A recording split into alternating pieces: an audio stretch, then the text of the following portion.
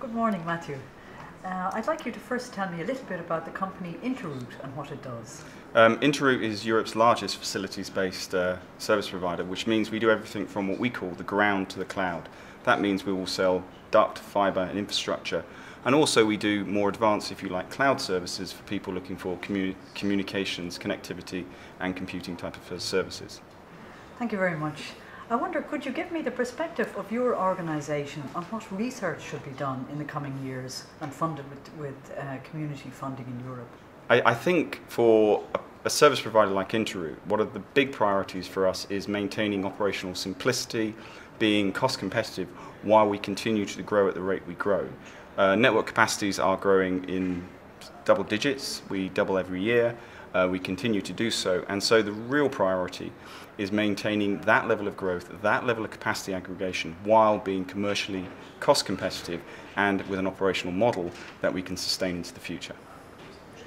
Would you like to see a change in emphasis in the current research programs or in the results coming out of current research programs? Absolutely. I think much of the current research programs, while I sympathise with their aims, if you're doing a PhD, you're looking to break new ground, I think some of the practical realities we face today need to be addressed in a more sort of elegant and sort of maybe esoteric way than traditional sort of the more sophisticated type of activities that we've seen on network research in the past.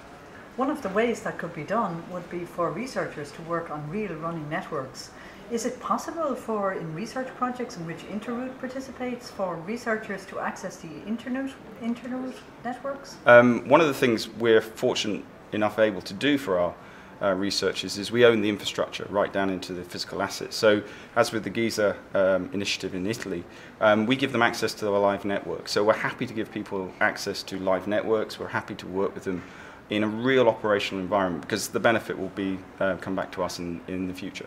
Do you feel that that gives the researchers access to the commercial environment and a stronger commercial focus in their research? Yes, I do. I think the researchers will be pleasantly surprised, possibly slightly shocked at the commercial realities of a modern service provider, but I think it's useful and helpful and gives them context for their research.